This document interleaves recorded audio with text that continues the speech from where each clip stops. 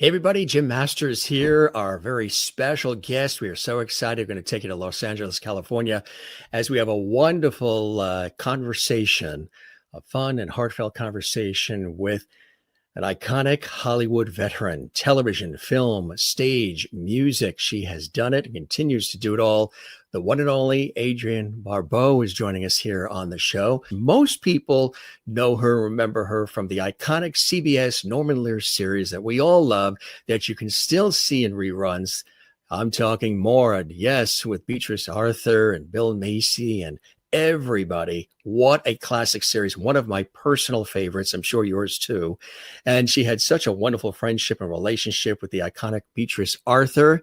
But even well before the days of Maude, which you may know her for most, she's been involved in so many other productions in film and television over the years as well, all the way back to, look at this. This goes back to like 1968.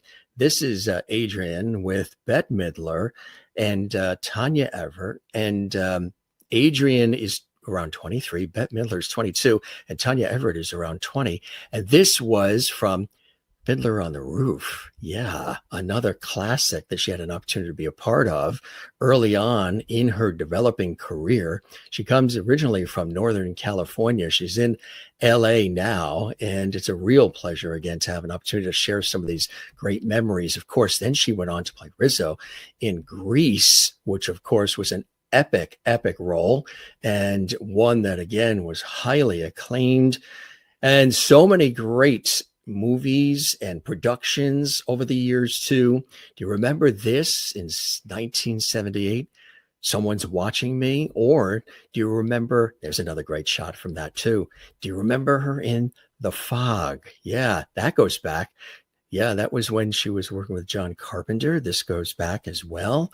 And this is another great shot from that. Got some really cool shots here. Escape from New York, which is a cult classic. Absolutely. And that goes back to 1981. So you thought she just did Maude, huh? Not quite. She did so much more, continues to do so many incredible things. Like I said, she's graced us with performances on television, film, and stage. She was in Cannonball Run as well. She also was in The Swamp Thing in 1982. You know, she's a prolific actress, yes, and singer as well. In certain genres, like the horror genre, they consider her, you know, a cult queen. They love her in the horror genre too, and sci-fi and more. But she's done so many different things, from comedy to thrillers to drama. Of course, ARGO, another great one too. Back to School. This was in 86. She was Vanessa in that. You may remember that as well. And of course, Pippin, the national tour of Pippin, hanging from the high wire all the way. Do you remember that? That was incredible. And of course, here's another great one, The Revenge. Yep, she played Grayson's mom. This is another great one too. Alice Boone, Sons of Anarchy. Yeah, if you take a look at her body of work, folks, it is extraordinary. It really is. And she played Oswald's mom on the Drew Carey Show in 95. Absolutely. Duster was another great role. Adrienne Barbeau in that as well, part of that. And yes, Ruthie, the snake dance, and Carnival. And that's one that she really enjoys. You know, she enjoyed all of the things that she's had an opportunity to be a part of, but this particular one really stands out for her. Here's another great one. Do you remember Property Known as Judy Garland? She was in that as well. And a more recent one, Unearthed. Yeah, check all this out, folks. She was the voice of Catwoman, Batman, the animated series, and so much more. General Hospital, she graced us on the daytime dramas and the soaps. She plays, of course, she played Suzanne Stanwyck on GH for all those GH fans. In the short, in 2023, more recent, Oddities as well. Of course, all of her years with the gang on Maude. The wonderful relationship that she had playing Carol on that series was really spectacular. And again, just a few more things here. The Demon Detective, you might not be aware of that, but that's another great one she's very proud of. And she also, for best-selling books, everybody. Yes, the autobiography. And all of these, you may already have these. If you're an Adrienne Barbeau fan, you have these in your collection. But if not, you will want to get them. And also participated in this too. Tell Me More, Grease, which was another fantastic one that you should add to your collection. And of course, music from the wonderful Adrienne Barbeau. Again, like I said, she has and continues to do it all and has done it. There's Bea Arthur, her lover of Bea Arthur too. And she's done it all these years, and really, truly is an iconic figure in Hollywood entertainment, in Broadway, and so much more. And she began her career back in 1963 at the San Jose Civic Light Opera at the graduating high school. And then she traveled with a musical comedy revue, entertaining servicemen too at army bases throughout the Southeast and Asia. And in 1965, moved to New York, where she made her Broadway debut again in Fiddler on the Roof. And that's just the beginning. I'll let her tell the rest of the story, but it is my honor, privilege, and pleasure to welcome a very busy and a beloved figure in entertainment and so much more. The one and only Adrienne Barbeau is here. Oh, thank you. The show, my friend. Who does your research, my God? And she bakes bread, and she makes really good chocolate chip cookies. She's raised wonderful sons. That I have. Yes. And family has always been first. Through it all, family has always been first, hasn't it? Yes, it has. Yeah. Always. And it's not easy to balance that, but you've been able to do that. Welcome to the Jim Masters Show. It is a pleasure to have you here. How is the weather there on the West Coast in LA? It's gorgeous. It's a little too hot for Christmas, but it's gorgeous. Well, it's a privilege. At least in the mid-70s today, maybe more. Mid-70s. Well, let's trade. We got about 30 here on the East Coast. What a pleasure to have you here again. I know you're so very busy and you have so many things going on, and we really appreciate your taking the time to spend a few moments with us here on our show. I mentioned it goes back to like 1963 for you when you started to plunge into it all, right? Tell us about that. Yes. Well, actually, I was 15. It would have been, I guess it was even earlier than that. And I was working in a beauty salon. I had been taking voice lessons because somebody told my mother that I could sing. And so I had taken voice lessons. And one of the patrons in the salon was on the board of directors for the San Jose Civic Light Opera. And we were just making small talk. And she said, "Oh, we're auditioning for Tup Tim in The King and I." And my boss said, "Whoa, Adrienne sings. You should go and audition." And so I went and auditioned. And that was the beginning. They hired me, and and it just went from there. I never considered. I don't think I even understood that people would do this for a living. I mean, it was just something I love to do, and I figured, I'll go to college and I'll get my degree and I'll teach acting. And after, during my first year of college, someone said to me, "You ought to go to New York and, try it there. And that's where all the good teachers are and everything." I thought, "Oh, okay, well, I'll try. And if nothing happens, then I'll go back to college and get my degree and teach acting." But something happened. Were you an office manager too? And did you work in a beauty salon? I worked for Fraboni Termite Control. The beauty salon, I don't remember the name of the beauty salon now. That was the first one. Then I transferred from that. And while I was going to college, I went to college 2 days a week from 9 in the morning to 9 at night. And the other day, 4 days, I worked for Fraboni Termite Control. And here's a question probably nobody's ever asked. What did you learn from that? And how did that inspire your career?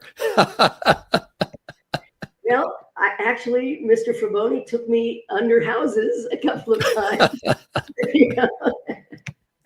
I learned to identify a termite. I know what a termite is. You know what a termite is, right? But I was the office manager. I was, filling out reports and doing all the typing. So was it somebody that initially spotted you and said, look, you should go and pursue some of this? Um, I had done a production at the Civic Light Opera. I had done a production of Carnival. Yeah. And there was another actress in the show who had been in New York, and she'd been in an off-Broadway production. And we shared a dressing room, and she said to me, she's still one of my good friends. I don't see her too often because we don't live in the same state, but she said to me, you ought to go to New York. I mean, give it a try. There's good teachers there. And, I think you could do this. And so I thought, oh, well, okay, I will. And I took the $1,000 that I had earned, saved at Fraboni Termite Control. And I put everything in a box and said to my mother, when I have an address, ship the box. And it had my Spice Islands cookbook. And I guess it had clothes. It had my albums, my record albums. And I moved to New York. And I was there. I was not. I mean, when I see the level of the talent that lands in New York and walks on stage and sings, and I mean, when I think back to, I mean, I was not prepared. I mean, I wasn't, in the upper echelon, certainly when I was auditioning. But after I was there about 5 months, I was hired to go to Augusta, Michigan, to the Barn Dinner Theater, which is still there. I just went and helped them with their, I don't know what anniversary it was. They had a benefit. And I went to Augusta, Michigan for 5 months as, what did they call us then? Not interns. Well, I was building sets. I was babysitting for the boss's son, for the producer's son, but I was also acting. We were getting paid $125 a week, but we had to kick back $75 a week for our housing. But at the end of the 5 months, during which we had 5 days off, I do remember that, I got my union card. I was in equity. And so that opened up a whole raft of union options. And I never had an agent until after I was nominated for the Tony for Grease. But I used to just go to open calls and then go to open equity calls and sing the last 10 bars of I Feel Pretty or If I Loved You in those days. And the other thing I did, this is not advice for anybody now. I'm sure the industry has gone way far afield from that, but I used to, send out photos and resumes to all the casting directors, the producers, and all of that. And I kept little 3x5 cards saying, "Oh, I sent this to Shirley Rich on such and such a date," and then if I ever got a response, I'd put that in there. After I had been in New York for about 8 months, I think. Maybe it was longer than that. I did some other summer stock. I did some tours. I did This Was Burlesque with Ann Corio out in New Jersey. But I got a call one day from Shirley Rich, who was Hal Prince's casting director, asking me to come in and audition for the role of Hodel in Fiddler on the Roof. And Fiddler had been on the boards for 4 years by that time. So I was going in as a replacement, but Shirley she had my photo and my resume in her files, and she thought I looked like I might belong on stage with all the other Fiddler on the Roofers. And and she called me in, and it was a grueling, I think it was about a 4 or 6 hour audition, and they hired me. And that was my first Broadway show. And look at this photo. You with Bette Midler and also Tracy Everett. Wow. Tanya Everett, yeah. Yeah. Tanya Everett. Yeah, Tanya Everett. Wow, unbelievable, huh? Great memories too. Now, were you excited? Were you nervous to go to New York and plunge in? What was that feeling like for you? Or you were just gung ho and I'm ready to absorb all of it? You know,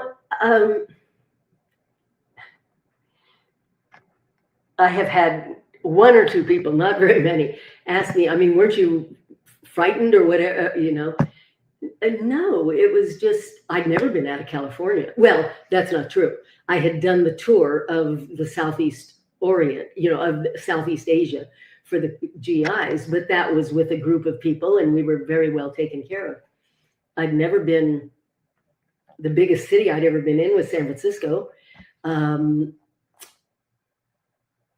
But it was just, okay, well, this is what I'm supposed to do, so I'm going to do it. And I do remember driving in from, it wasn't called JFK in those days. Idlewild I Airport. do Yeah. remember driving in from Idlewild, and I saw my first billboard of a musical comedy that was on Broadway. I think it was Hello, Dolly. I think it was. I'm not sure. But I mean, I'd never seen anything like that. Oh my God, they're advertising Broadway shows on a billboard, you know? Right. And I went to a place called, oh shoot, it just went out of my head. The Barbizon Plaza, which was, I had been told was a place where, you know, young women who were just coming to New York could stay. And I checked into the Barbizon Plaza. They had a rehearsal room, I think. They had a piano. But I was there about 4 days when I realized that it was costing a lot of money. And there was a YWCA that was only $8 a night. And so I moved from the Barbizon Plaza to the Y. And then I started looking for roommates who were looking for, you know, started looking for, roommates who had a room that they wanted to rent to somebody else. And wow, that is amazing. And of course, you have that run, and then comes knocking on the door Grease, which turned out to be an extraordinary production. We had, she's a dear friend, but she was on just a couple of weeks ago. She just celebrated her birthday at 54 Below, Carol Demas. oh yes, of course. Yes, yeah, was just with us as well, who was in and played Sandy. You, of course, taking on Rizzo. What was that like when that came along? Because that still is talked about and celebrated to this very day. Of course, they had the movie with John Travolta, Olivia Newton-John, and all after. But this is just such an iconic character that you played, an iconic production. When you had an opportunity to be a part of that, that must have been an extraordinary feeling for you. A lot of work, of course, everything is made to look easy behind the scenes. There's a lot of blood, sweat, and tears, and many hours and nights and days and all of it. But what was that sensation like for you to be a part of that and to even hear feedback all these years later about it? Well, at the time, there was no sensation of, oh my God, we're a part of, you know, something incredible, because I don't know if Carol told you, but we opened to bad reviews and it didn't look like we were going to last a week. You know, the New York Times didn't get it. One of the other two, the Post or the Daily News, they didn't get it. I remember one of our actors being backstage saying, oh my God, I can't have another flop. I just can't. And he was in tears. I think you once said that they thought that the Grease was like motor oil. Yes. I think that was the New York Times.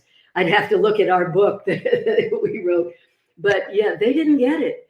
But because of the previews, the audience was already building, and the producers went out and raised more money. They actually gave us all an opportunity to invest. And of course, who had money in those, you know, I had $500 in my emergency medical fund that I couldn't, you know. And so we didn't invest, but they raised another, whatever they raised, and kept it going. And within weeks, suddenly we were playing to full houses. And we started down at the Eden Theater, but it was a Broadway contract because even though it was outside of the neighborhood that Broadway encompasses, it was more than 500 seats. And so that enabled us to be eligible for the Tony. Although, again, the producers really had to fight because the Alexander Cohen, who was the head of the organization, was not they didn't want us there. As far as they were concerned, we were not a Broadway show. So they sort of overcame some things. And of course now, but the most important part of Grease gave me my career. I mean, because it led to me being seen by Norman Lear for Maude. And then that led to everything else. But more than that, it gave me my core group of friends who, although we've lost several just in the last year and a half, are still some of my closest friends today. We get together. In fact, we're celebrating Christmas in another week, you know. If we're not all in the same town, we talk to each other. We were all the same age, about the same age. We were all at about the same place in our career, just sort of getting started. And maybe it was just that the producers had the vision to hire people who were just all good people. But we came together, and as the song says, I've never used it like that before, and we've never parted. So that's what I owe to Grease, mostly. Beautiful is that, right? That's so rare in these industries to have that longevity of friendship and relationships like that. That is really beautiful. And people love hearing that too, because, you know, when they see productions or when they see TV shows or films, movies, they don't always think that everybody, you know, stays together. But when you do have a situation like that, where they have all these years and you're rooting for one another and, you know, surviving life and celebrating life with one another, that is the icing on the cake of these kinds of scenarios. And then, of course, John Carpenter comes into your life, and there's some wonderful collaborative works with John Carpenter that you had an opportunity to work with him on. Of course, Someone's Watching Me. This goes back to 1978. God, that was just 10 minutes ago, wasn't it? What has happened?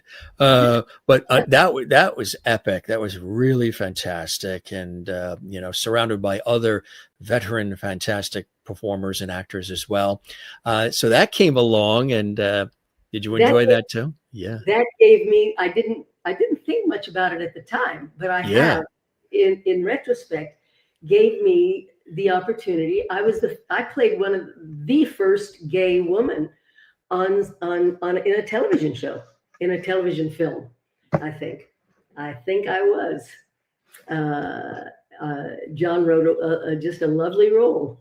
Groundbreaking, right? Exactly.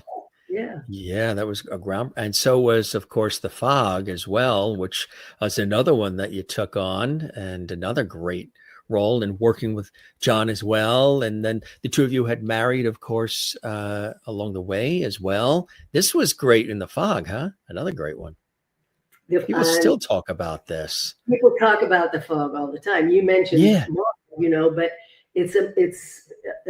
there's a whole new generation of people who have discovered The Fog. You know, they may not know Maude. They know Bea because they think Golden Girls. But they know The Fog, and they know Escape from New York. They know all of those 80s movies.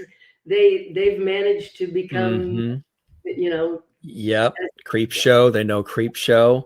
Yeah. What a terrific expression there too. I think that would be the expression if something like that was behind me.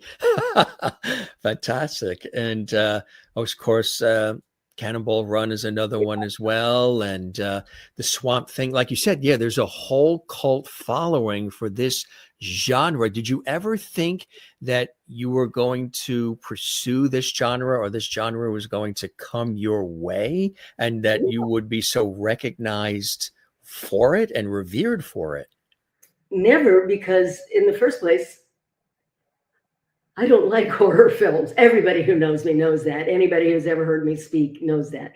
But I had never even seen Psycho, when I met John, and I think Halloween was like the first and hopefully the last, And of course, in those days, we barely had, I guess we had Beta, and HBO was just starting, because I do remember HBO showed Swamp Thing over and over and over again, and it was very dark. You couldn't see anything on the screen, but none of us ever gave thought to the fact that 40, 50 years from now, people would still be oh, I watch The Fog every October, or I watch this once a month, or no, I had no idea. I don't even know if there was a genre in the 80s, if people talked about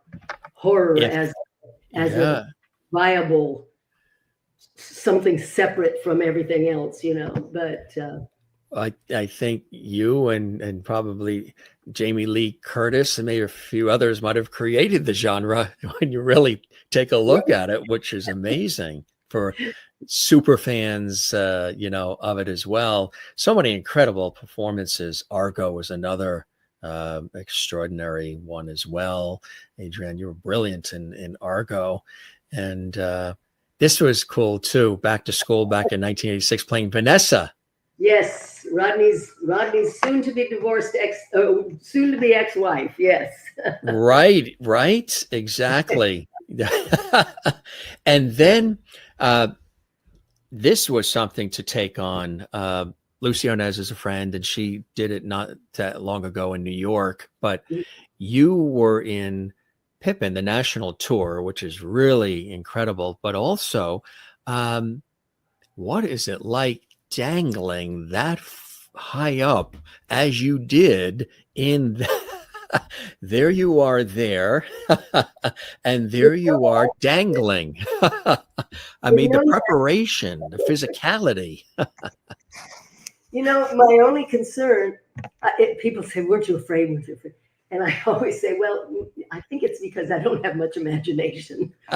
So I never thought about, this could happen or that could happen. I figured my only concern when they offered me the role was if I had the hand strength, because even though I'm strong and all of that, I have a little.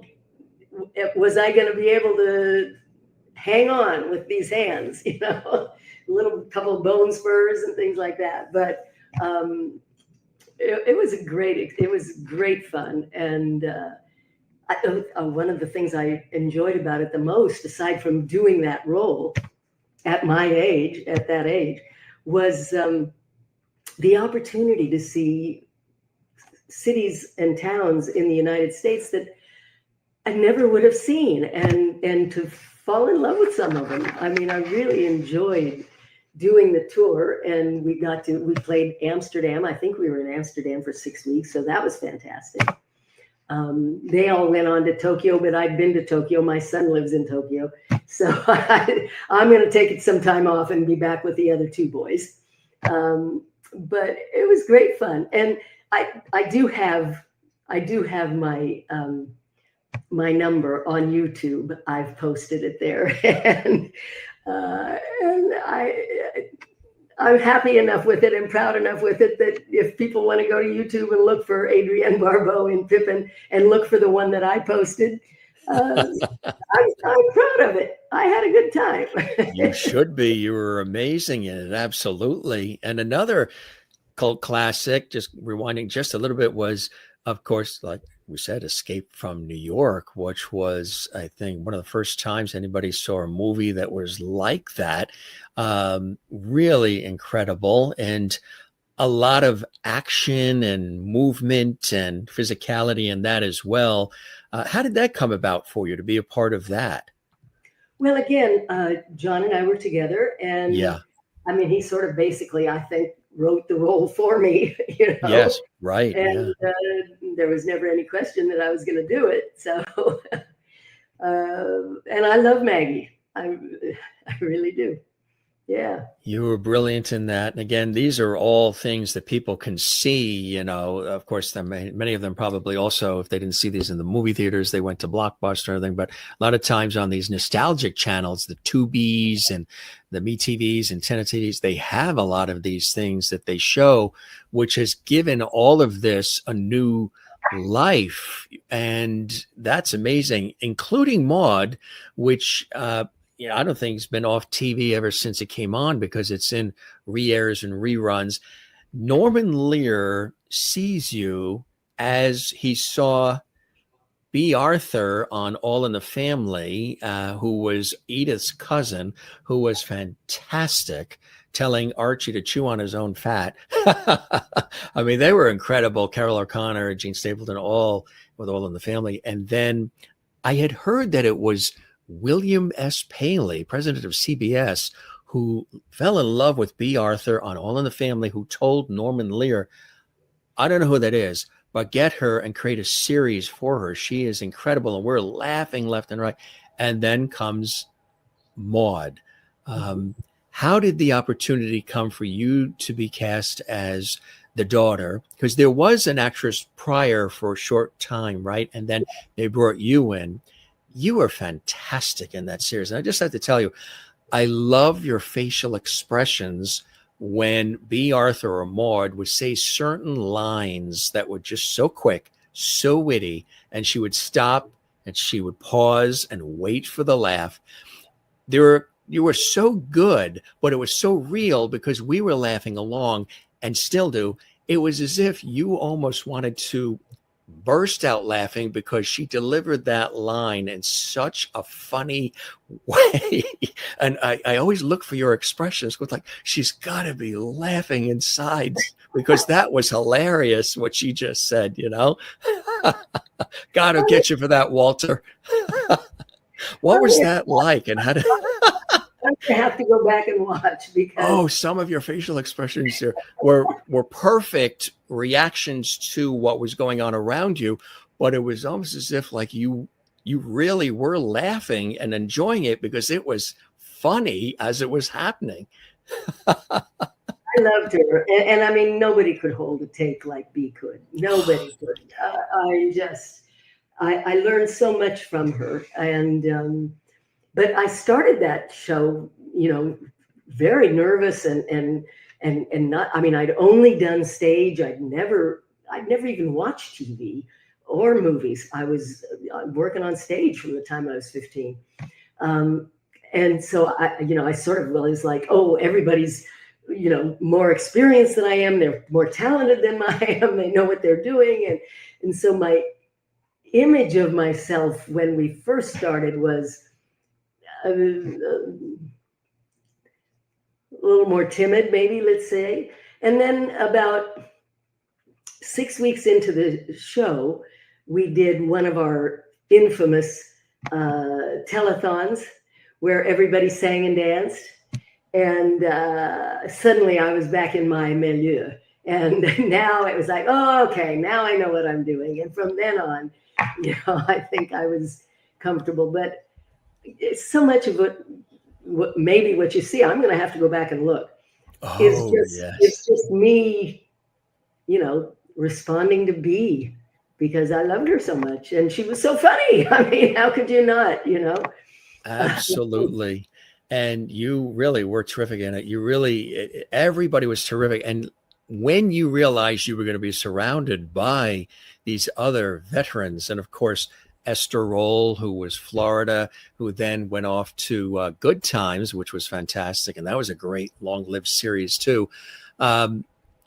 were you excited, or were you a little nervous only because you had these incredible veterans, all fabulous people who I'm sure welcomed you right in, but still, these are people who've done this for a long time as well?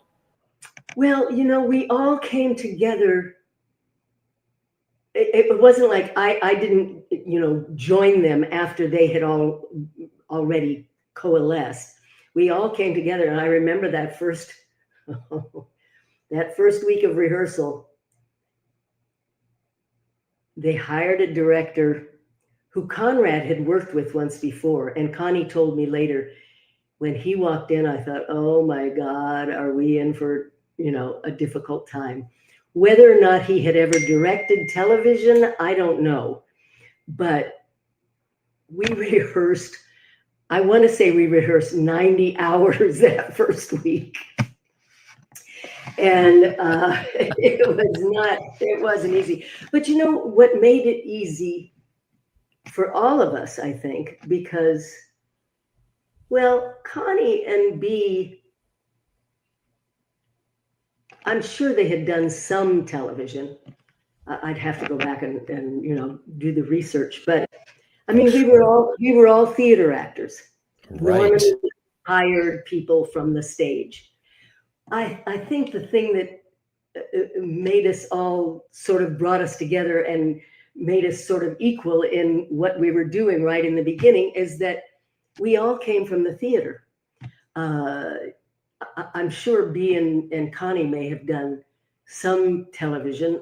I couldn't tell you what right now, but and Bill had just come from the off-Broadway musical with all the nudity, the first one that was a big success. Oh yeah. You know which one I mean? He was terrific, wasn't he? He was just, Yes, you really, you had a wonderful relationship on camera that we noticed with you and him, but you kept Maude sort of grounded and centered. You were there to come in, even though you had things you had to deal with, in your relationships, and just, you had, of course, Philip. You still were there as some sort of voice of, here you are the daughter, and you are the voice of reason in so many incredible instances to calm her down, to keep things in check as she was throwing pots and pans in the kitchen and all. And you're like, oh no, not throwing dishes. Not again. Is that her throwing dishes? I'll go in and check it out. You were so great with that. I was sort of the voice of reason, and if they needed information, like, Mother, it's legal now, or whatever. Right. Carol was the one who brought that to the table. Yeah. How much of Carol was Adrienne, and how much of Adrienne is Carol? Well, I believe the reason they hired me was because they saw something in me that could relate to Bea, but didn't have her same delivery, Right. So whether it was I don't know what it was.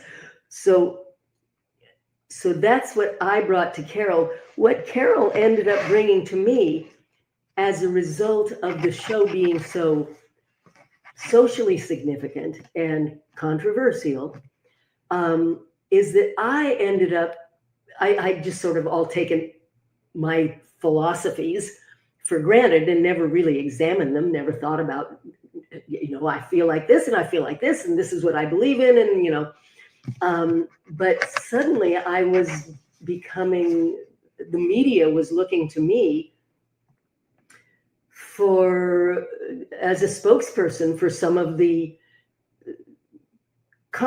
topics we were dealing with, whether it was abortion or gay rights or racism or medical malpractice, or we did a show on manic depression, which was really, powerful, but helpful, I think. And so all of a sudden, I just took it for granted that, yes, I believe everybody should be equal, and I believe in abortion, and I believe in this, and I believe in that, but I'd never really, I'd been an actress trying to get her career off the ground. I had never been an activist in any way.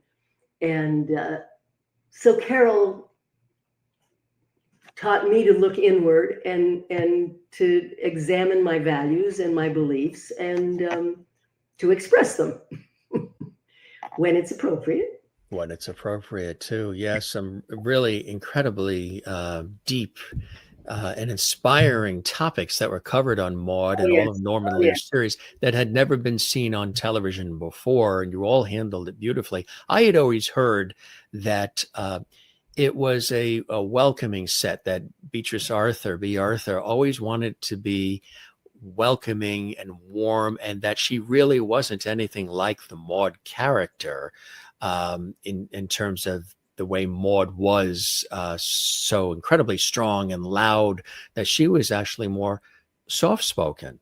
Yes. Yeah. She was a real homebody. She cared about her kids and her dogs and cooking. And she was not part of the Hollywood scene. Right. And again, I've said this many, many times, but I took so much of our life on Maude for granted until I left the show and went on to do other things, and went on to guest star on other series, or to do 9 months on another series, or whatever it was. And it was only then that I realized how loving Bea was and how giving she was, separate from her talent. But we'd have a table read every week of the script that we were going to do the following week. And we'd all be sitting around the table, and an actor would come in. Maybe he had just, or she had just been hired to do an under 5, as they call it, 5 lines or less.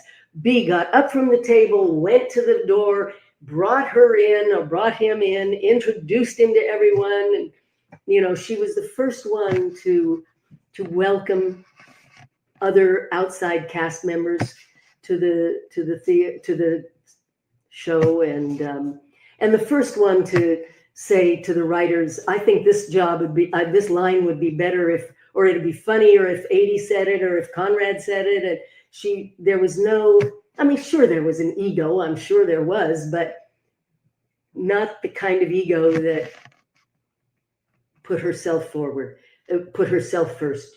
She put the show first. She put the success of the show first, and whatever was going to make the show the best it could be, and whatever was going to make it the funniest, that's what she put first. And people still love it, and love the ensemble of all of you, Conrad Bain, and of course Esther Roll and Roy McClanahan. And I'm sure you've been asked this a million times, but everybody has always wondered whatever happened to the actor that played your son, Philip, the very first actor, when he moved on. Did he move on to continue school and education, or take on other roles? He was great as Philip. He had he could give it back to Maude. He was terrific. Both actors are great, but the first Philip just had that little Philip. Yeah. The 2 younger boys were the only 2 in the cast that I didn't keep in contact with. And Brian Morrison was our first Philip, and I don't know what he went on to do. I don't know. He would go upstairs a lot, for sure. Say a couple of things and go up go upstairs in the bedroom up there as well. But do you have an episode or 2 that are your personal favorites, whether you were in them or not, of the series? Well, Of course, I love the abortion episodes because that is, a topic that is important to me. But the 2-part on manic depression had an impact on my life. I don't know if it was while we were doing the show. It would have been, we finished the show in 78. So yes, it was while we were doing the show. The reason we did the show is that Norman Lear's wife at the time, Frances Lear, was dealing with what in those days was called manic depression. Now it's bipolar. And so Norman wrote the 2 episodes about manic depression. Bea is, I think she wants to run Henry Fonda for president or something. I can't even remember what the whole story was, but she's manic, Fonda. And her Frances Lear's doctor was a medical advisor on the show. And at the time, he was one of the few doctors dealing with manic depression. And he had written a book called From Sad to Glad, I believe, about the illness. Well, I started dating a fellow who didn't live in California. And so it was sort of a long distance relationship. And so it took a while for me to realize that he was expressing some of the same symptoms that Bea's character had in these 2 episodes. And I talked to him about it, and I said, let me call this doctor who lived in New York and see if he'll see you.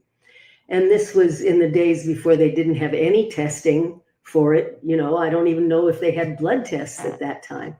But we flew to New York and saw this doctor, and he said, I think you are a candidate for lithium. At the time, this would have been the mid-70s. And he prescribed the medication to my friend, who slept that night for the first time in 14 years without a sleeping pill, and wept on the plane ride home, all the way home, because someone had recognized that there was something wrong with him that could be treated. And up until that point, doctors, oh, you're nervous, take Valium, take this, this will help you sleep. And it changed his life. So I don't know if that show reached anybody else, but that was an important show. That's really beautiful that you said that, because we've been celebrating also the 50th year of Little House on the Prairie. And a lot of the cast have been on the show in recent weeks celebrating that. And one of the things, Karen Grassley, who played, of course, Ma Ingalls on the series with Michael Landon, and some of the other, Charlotte Stewart, Alison Arngrim, they were talking about the importance of the show to the viewers, but also how they've been taken back over the years by viewers and fans of their work, coming up to them and saying, that episode on alcoholism or on this or that actually impacted their own life. They were watching it as a viewer, enjoying it all, but they were able to take lessons from these shows on television that we all watched and admired and appreciated and laughed with, cried with, all the rest, and felt for the characters. And so many people in various ways, shapes, and forms, because of work of folks like you and everybody else you've worked with, the beauty of the work lasts beyond just the taping of the episode. I would imagine you've had over the years people come up to you to say, you touched me in this way, in this performance, whether it was Maude or something else over the years. And that's really the icing on the cake, isn't it, Adrienne? I still remember the fellow who came up and said, Maude taught me that people in a family could yell at each other and still love each other. He said, because we didn't have that in my family. We just had the yelling. We just had the screaming. But I I saw on screen that it was possible to have that. That, you don't think about it while you're doing it, but to hear that, and I've had other people, one fellow came up and said, the performance you did on such and such saved my life because I was in the hospital and they told me I was going to die. And I just thought if I can just watch this and make me laugh, and I'm going to get through until tomorrow afternoon when this show is on. And it's like, are you serious? Are you kidding me? But Right? yes, that's the best part of it all. It's part of, It's not me. It's the character and the performance, or the show, or the screenplay, or the script, whatever. But that it does reach people. I'm the voice of Catwoman in Batman, the animated. Yes, you are. How cool is that? I have so many young women come up to me and say, "Oh, you taught me how to be, strong and feisty," or whatever they got out of it. It was like, I was going to say, you're not only the voice of Catwoman and Batman, but also many voiceovers, video games, God of War 3, Halo 4. You said Batman, the animated series, Fallout 76. That's a big one.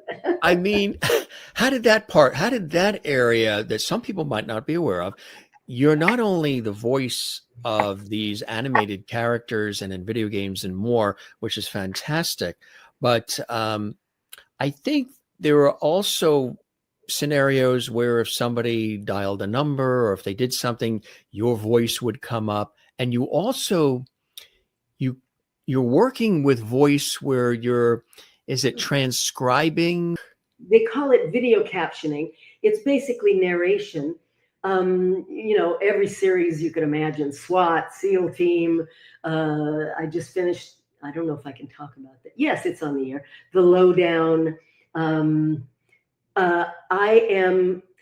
have a script in front of me, and the series video is on the screen. I just did Reacher, and I do a lot. That's the only way I see horror films, is I do a lot of horror films. But I am describing what is going on the screen in between the dialogue. So, I might be saying,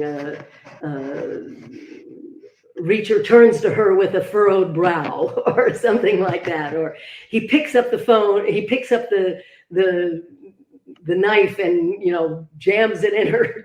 I don't know what Exactly, yeah.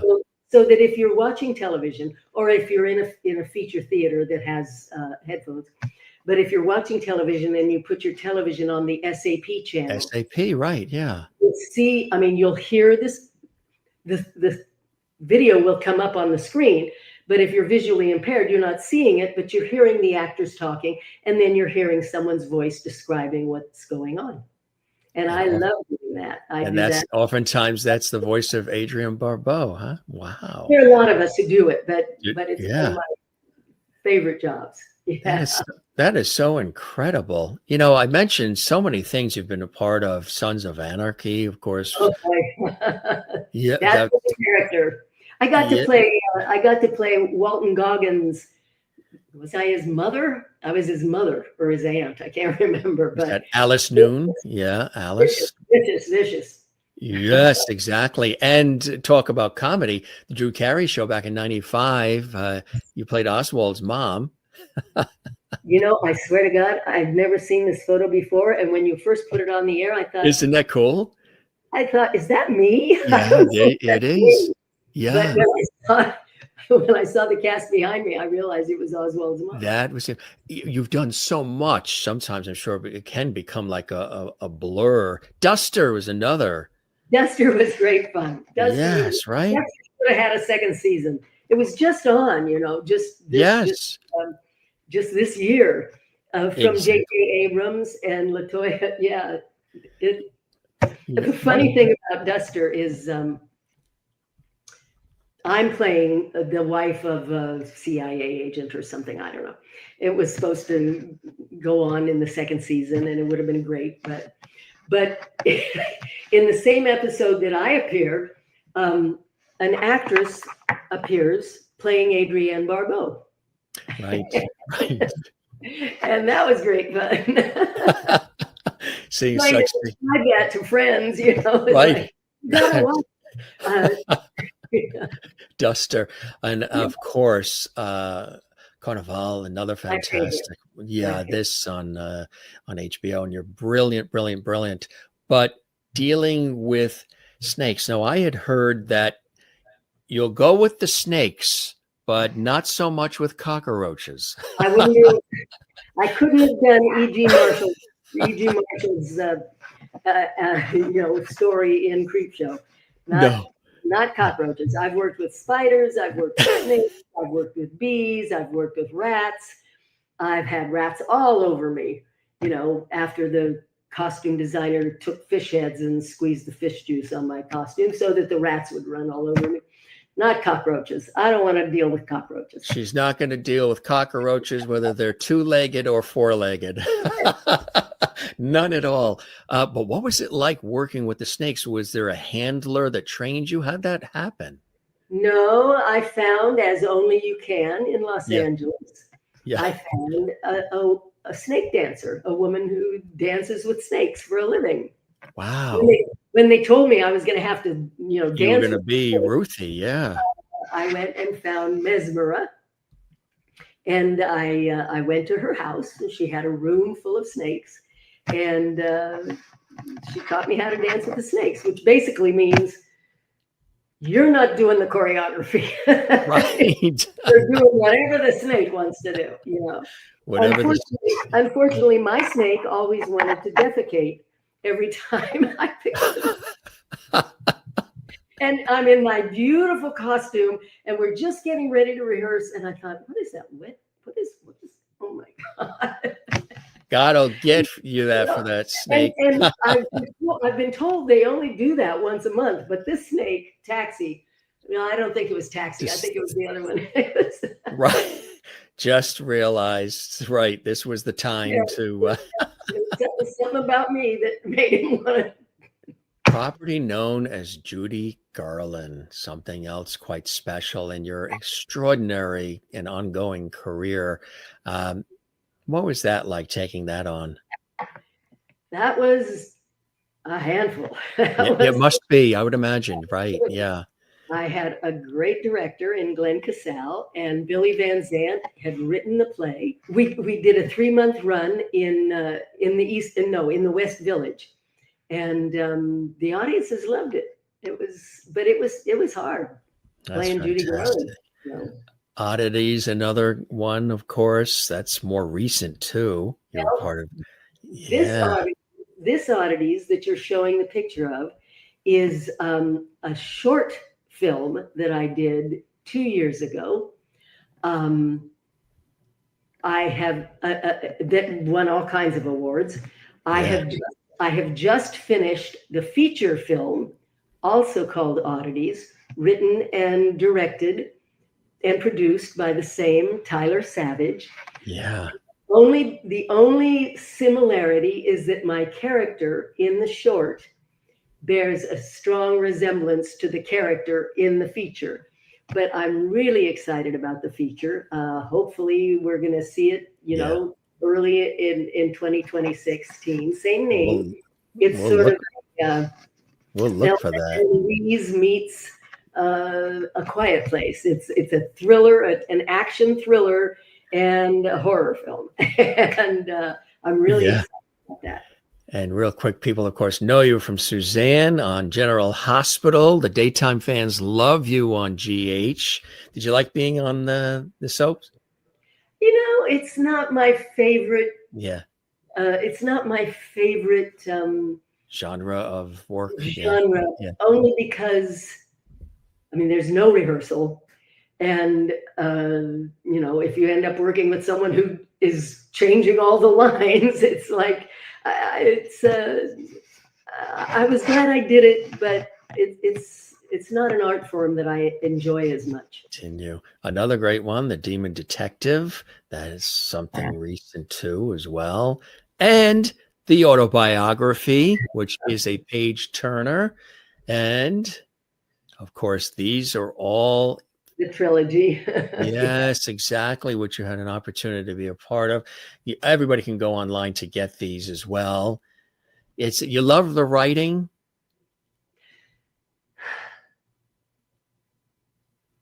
I don't think of myself as a writer. Yeah, well, you're brilliant. You really are. I do enjoy it.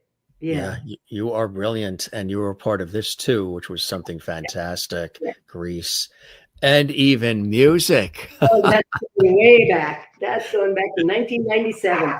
That is really cool. Before we go, what are some of the true blessings and joys in your life that keep you doing what you're doing, connected with all of us, entertaining, making us think, making us cry, making us feel, as you have done so many years and continue to do so brilliantly, Adrienne? What are some of those blessings? Well, the true blessings are my 3 boys. And I mean, that's, yeah. As you can see, I mean, they were very little in those pictures, but those are the blessings in my life. And I've been very blessed in that I've been able to work at something I love more than anything else since 1963. Aside from the fact that when I first went to New York, I had to take a job as a discotheque dancer and a barmaid and things like that. But I've been able to support myself and work in this field without ever having to step back and, do anything else. And that's, it's. Yeah, well earned, well deserved. Absolutely, Adrienne. You really are a blessing to all of us. We have followed you all these years. We root for you. And I encourage folks to go to the website if you would like to learn more about all the wonderful things she has done and is doing. There is that website. There is so much more that she has accomplished in her illustrious career. We just scratched the surface. So many TV shows, more movies of the week, you name it. She's been a part of it, and much more to come. Thank you so very much, Adrienne. I've been looking forward to this. I've always admired your work. You really are a hoot and a holler. I really love having you here. You're welcome back anytime, and I hope you enjoyed the time with me as much as I have with you. Thank you very much. Thank you. You be well, and happy holidays to you and the family. Everybody, yeah. Take care, Adrienne. Bye-bye. Bye-bye now. Good times with Adrienne Barbeau and with all of you. Thanks for watching, everybody. Stay tuned. Another great episode of JMS comes up in just a moment. We'll see you on the next one. We'll keep that porch light on for you as well. See you again, and cheers.